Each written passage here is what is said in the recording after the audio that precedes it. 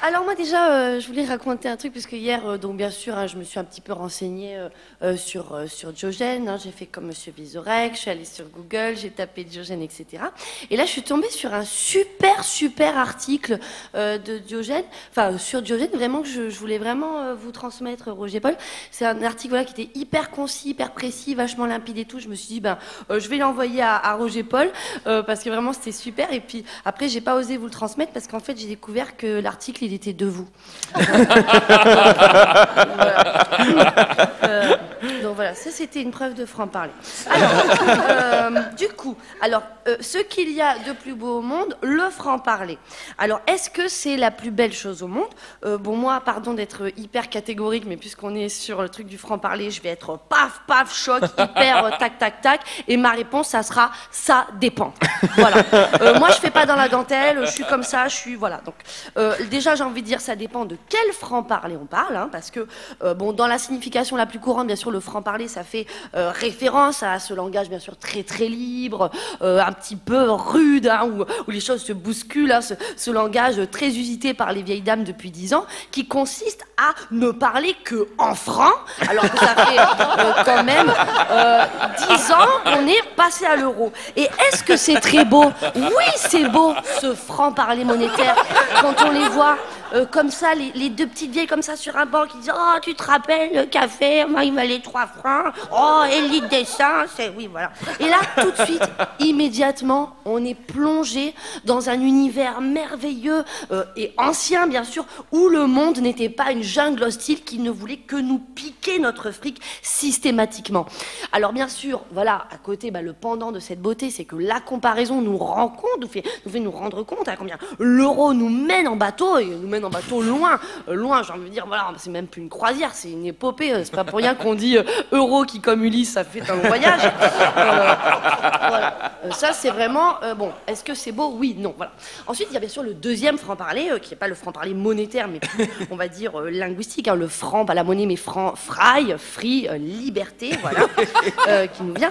Et cette liberté, voilà, qu'on attribue notamment aux enfants qui disent les choses telles qu'elles leur viennent, hein, d'où l'expression « la vérité sort de la bouche des enfants », quand par exemple ils disent « bah non, tata, je veux pas lui faire un bisou, elle a de la barbe ».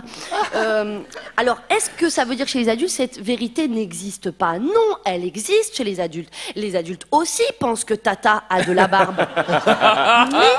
Mais ils ne la disent pas. Cette vérité reste dans la tête, elle est contenue dans leur bouche, maintenue par ce qu'on appelle un filtre social. Alors, pourquoi? Parce que les adultes, c'est un petit peu finalement comme une eau sans remous. Un adulte, hein, c'est comme une surface d'eau toute plate, ça réfléchit. Hein. Tout de suite, waouh, belle image. Tout de suite, l'adulte va réfléchir, est-ce qu'il y a un bénéfice ou pas à avoir ce franc-parler, à ouvrir sa gueule? Parce que oui, il y a un bénéfice. C'est-à-dire que, par exemple, si on prend voilà, le cas d'une employée où le patron dit Suzanne, vous pensez quoi du dossier Freston? Elle va dire, bah écoutez, patron, moi franchement, je n'ai rien à foutre, j'ai envie d'aller voir la mer.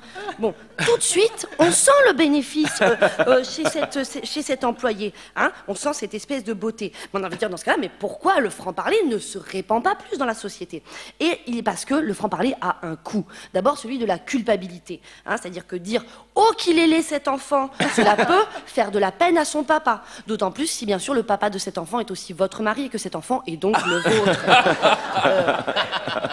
Ensuite, il y a aussi l'autre coût qui est le coût réel, concret. C'est-à-dire que le franc-parler peut vous coûter votre travail. Si par exemple, vous dites à votre patron « Dites-moi patron, la réunion, on l'a fait avant ou après que vous tentiez de me sauter et que je porte plainte pour harcèlement moral ?»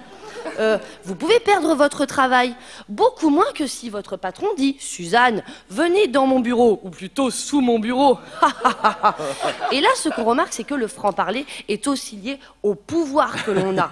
Hein, c'est-à-dire que plus on a de pouvoir, plus on peut parler. Un dictateur aura beaucoup plus de facilité à poser des mots sur une situation de frustration qu'il rencontre, plutôt donc un réfugié.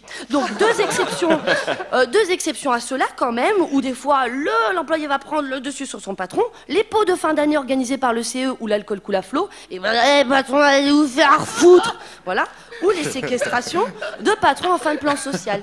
Donc on constate que l'alcool, comme le désespoir, pousse au franc-parler. Cependant, s'il vous plaît, si vous avez des choses à dire, ne vous plongez ni dans le désespoir ni dans le ricard, faites les choses simplement et redevenez enfant.